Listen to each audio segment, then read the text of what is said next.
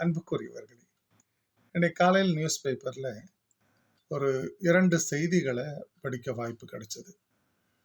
இந்த 2 செய்தியையும் முதல்ல உங்ககிட்ட சொல்லிடுறேன். அதுக்கப்புறம் இது சம்பந்தமான விளக்கத்தையும் கொடுக்க முயற்சி பண்றேன். முதல் செய்தி, புதுடெல்லியில ஒரு 16 வயசு பையன் ஸ்கூல்ல படிக்கிறான். Most probably +2. அவன் ஒரு புது மொபைல் ஃபோன் வாங்குறான். உடனே அவனுடைய கிளாஸில் இருக்க ஒரு 4 ஃப்ரெண்ட்ஸு ட்ரீட் கொடுக்கணும் அப்படின்னு அவனை கம்பல் பண்ணுறாங்க. அந்த பையன், எங்கள் அப்பா நிறைய செலவு பண்ணி மொபைல் ஃபோன் வாங்கி கொடுத்துருக்காரு, இப்போ ட்ரீட்டுக்கு பணம் கேட்டால் கொடுக்க மாட்டார். ட்ரீட்னா என்னங்க, பாரில் போய் சரக்கு வாங்கி கொடுக்கணும். இதை அந்த 4 மாணவர்கள் கேட்குறாங்க. அதை அவன் செய்யலை. 2 நாள் அவனை கேட்டுட்டு 3ஆவது நாள் இந்த 4 பேரும் கோவப்பட்டு அவனை என்ன பண்ணுறாங்க, கத்தியால் குத்தி கொலை பண்ணிட்டாங்க. புது மொபைல் ஃபோன் வாங்கின நண்பன் உயிர் போயிடுச்சு.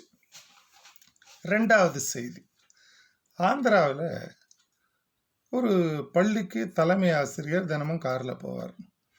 அப்படி போகும்போது அவர் ஸ்கூலில் 1ஆம் கிளாஸ், இது கவர்மெண்ட் ஸ்கூல் ஹெட் மாஸ்டர், 1ஆம் கிளாஸ் படிக்கிற ஒரு பிள்ளை, பெண் பிள்ளையை வச்சுக்கிட்டு அந்த ஒரு அம்மா நிற்கிறாங்க. உடனே ஒரு காரை நிறுத்தி, நான் அந்த பக்கம்தான் போகிறேன், ஆட்டோ வர்றதுக்கு லேட் ஆச்சுன்னா காரில் நான் கூட்டிகிட்டு போயிடுறேன் அப்படின்னு சொல்லிட்டு காரில் ஏற்றி கூட்டிகிட்டு போயிட்டாரு. சாயங்காலமாக புள்ள வீட்டுக்கு வரும் அப்படின்னு பேரண்ட்ஸு நின்றுக்கிட்டு இருக்காங்க. ஆனால் பிள்ளை வரல. உடனே ஸ்கூலுக்கு ஃபோன் பண்ணி அந்த கிளாஸ் டீச்சருக்கு ஃபோன் பண்ணி கேட்குறாங்க. அந்த கிளாஸ் டீச்சர், உங்கள் பொண்ணு பள்ளிக்கூடத்துக்கு இன்றைக்கி வரல, ஃபஸ்ட் ஸ்டாண்டர்ட் கேர்ள் அப்படின்னு சொல்லிட்டாங்க. அதுக்கப்புறம் எல்லா இடத்துலையும் தேடுறாங்க. பள்ளிக்கூட கேம்பஸ்லேயே இந்த பொண்ணு உயிர் இல்லாத பிணமாக கிடக்கிறா. பிரேத பரிசோதனை பண்ணி பார்க்குறாங்க. பாலியல் பலாத்காரம் நடந்திருக்கிறது அப்படின்னு முடிவாயிருச்சுங்க. அப்புறம் தலைமை ஆசிரியரை கேட்டால் அவர் என்ன சொல்கிறாரு, நான் பிள்ளைய கொண்டாந்து ஸ்கூலில் விட்டுட்டு வேறு வேலையாக நான் வெளியே போயிட்டேன் அப்படின்னு அவர் சொல்கிறாருங்க. ஆனால் ஜிபிஎஸ் வச்சு பார்க்கும்போது அன்னைக்கு முழுக்க தலைமை ஆசிரியர் பள்ளிக்கூடத்தில் தான் இருந்தார் அப்படின்னு தெளிவுபடுத்தியாச்சு. தலைமை ஆசிரியரை கைது பண்ணி கேட்டால், காரில் வரும்போதே அந்த 1ஆம் கிளாஸ் குழந்தை பாலியல் பலாத்காரம் செஞ்சு அதனுடைய கழுத்தை நெரிச்சு கொன்னுட்டான் அந்த பாவி. இப்போ இந்த 2 செய்திகளும் எப்படிப்பட்ட ஒரு ரகம் யோசிச்சு பாருங்க. மாணவ சமுதாயத்துக்கிட்ட வன்முறை அதிகமாக பெருகியிருக்கு. நம்பர் 1 முதல் செய்தி. 2வது, புனிதமான ஆசிரியர் தொழிலுக்கு தகுதியில்லாத சிலர் வந்து விடுகிறார்கள். இதனால் ஒரு சிறு குழந்தையின் உயிர் பறிக்கப்பட்டிருக்கிறது. இப்போ என்னுடைய ஒரு விளக்கம் இதுக்கு, ஒரு 50 ஆண்டுகளுக்கு முன்னால 3 வகையான பள்ளி தாங்க இருக்கும். முதல் பள்ளி அரசு பள்ளி, 2வது அரசு உதவி பெறும் பள்ளி, 3வது வெல்ஃபேர் நலப்பள்ளி, ஆதி திராவிடர் நலத்துறை வழியாக நடத்தப்படும் பள்ளி. இப்படி 3 வகையான பள்ளி மட்டும்தான் இருக்கும்.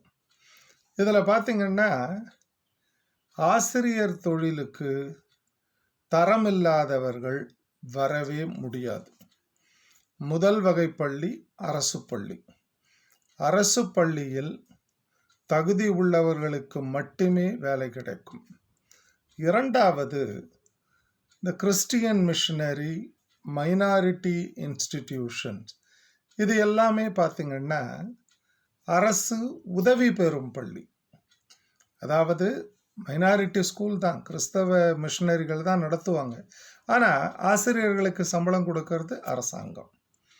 அங்கே பார்த்திங்கன்னா ஒரு ஆசிரியர் பணிக்கு வருவது என்பது ஆசிட் டெஸ்ட் மாதிரி, பல்வேறு வகையான கடுமையான செலக்ஷன் ப்ரொசீஜர் ஃபாலோ பண்ணி தான் அங்கே அப்பாயின்மெண்ட்டு கொடுப்பாங்க. 3வது வெல்ஃபேர் ஸ்கூல். இங்கேயும் அரசு நிர்ணயிக்கின்ற எல்லா வகை தகுதிகளையும் திருப்தி பண்ணாதான் வேலை கிடைக்கும்.